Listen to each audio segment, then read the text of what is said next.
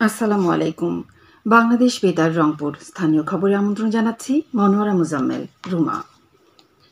রংপুরের মিঠাপুকুর উপজেলার স্থানীয় মহাবিদ্যালয় মাঠে Bangladesh legal aid and services trust ব্লাস্টের রংপুর ইউনিটের আয়োজনে গতকাল আইনি সচেতনতা ক্যাম্পেইন, যুগল মেলা এবং আলোচনা সভা অনুষ্ঠিত হয়। ব্লাস্টের জেলা সমন্বয়কারী অ্যাডভোকেট দিলরুবা রহমান এতে সভাপতিত্ব করেন।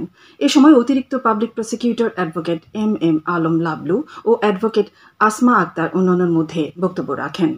আলোচনা সভায় বক্তাগণ জানান, Bangladesh legal aid and services trust BLAST সমাজের দরিদ্র ও প্রান্তিক জনগোষ্ঠী, নারী, শিশু এবং পুরুষদের আইনি পরামর্শ, মধ্যস্থতা এবং মামলা দায়ের সংক্রান্ত আইনি সহায়তা দিয়ে থাকে।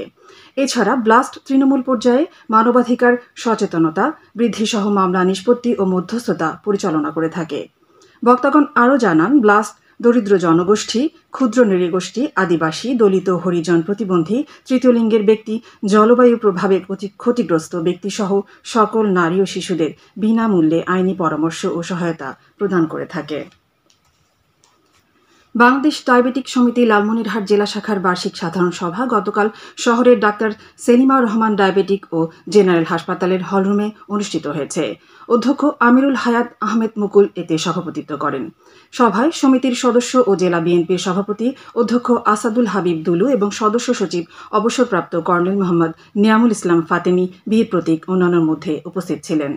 সভায় সমিতির বার্ষিক আয় ব্যয় প্রতিবেদন পর্যালোচনা, চলমান উন্নয়ন কার্যক্রম নিয়ে আলোচনা এবং হাসপাতালের সার্বিক অগ্রগতি নিয়ে আলোচনা করা হয়।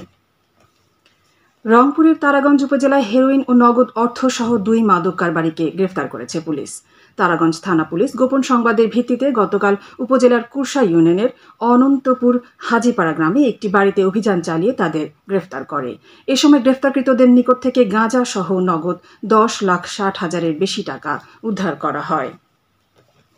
এদিকে গাইবান্ধার গোবিন্দগঞ্জ উপজেলায় 8 কেজি গাঁজা সহ সাজু মিয়া নামে এক মাদক কারবারিকে গ্রেফতার করেছে পুলিশ। গোপন সংবাদের ভিত্তিতে গতকাল বিকেলে গোবিন্দগঞ্জ পৌর শহরের 4 মাথা মোড় এলাকা থেকে তাকে গ্রেফতার করা হয়। গোবিন্দগঞ্জ থানার ভারপ্রাপ্ত কর্মকর্তা বুলবুল ইসলাম বিষয়টি নিশ্চিত করে জানান, এ ব্যাপারে থানায় একটি মাদক মামলা দায়ের করা হয়েছে।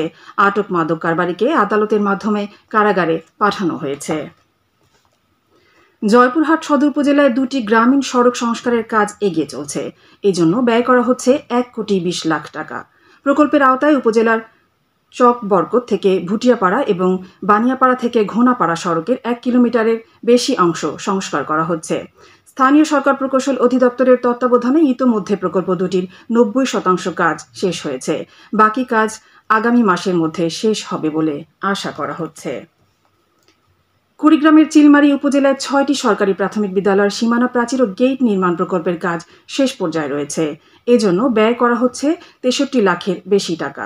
প্রকল্পের আওতায় উপজেলার ফকিরপাড়া, নামাচর নন জিপিএস, খড়খড়িয়া 2 পুটিমারি, কাজলডাঙ্গা, নরসিংভাঞ্জ এবং কয়ারপাড় বীর বিক্রম সরকারি প্রাথমিক বিদ্যালয়ে সীমানা প্রাচীর ও গেট নির্মাণ করা হচ্ছে।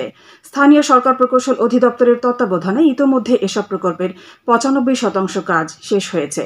বাকি কাজ চলতি মাসের মধ্যেই শেষ হওয়ার কথা রয়েছে। খেলার খবর, ফুটবল। জুলাই গণঅভ্যুত্থানে বর্ষপূর্তি উপলক্ষে সাংবাদিকদের এক প্রীতি ফুটবল ম্যাচ গতকাল রংপুর স্টেডিয়ামে অনুষ্ঠিত হয়। এতে ক্রিয়েটিভ 11 ও নিউজ হান্টার্স 11 অংশগ্রহণ করে দর্শনীয় খেলা উপহার দেন।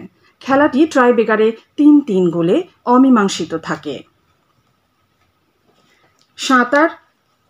সাঁতার শিখি, আত্মরক্ষা করি প্রতিপাদ্যকে সামনে রেখে বাংলাদেশ স্কাউটস রংপুর জেলা রোভার স্পেশাল ইভেন্টসের উদ্যোগে গতকাল রোভার বোরহান হোসেন স্মৃতি 3য় সাঁতার ক্যাম্প অনুষ্ঠিত হয়।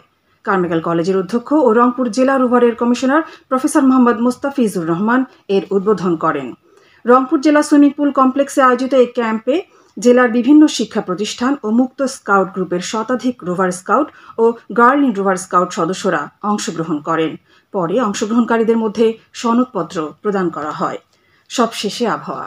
আজ সন্ধে 6টা পর্যন্ত পূর্বাভাসে বলা হয়েছে দেশের অভ্যন্তরীণ নদীবন্দরগুলোর জন্য কোনো সতর্কবাণী নেই এবং কোনো সংকেতও দেখাতে হবে না। খবর শেষ হলো। আমাদের পরবর্তী স্থানীয় খবর প্রচারিত হবে বেলা 2টা 5 মিনিটে।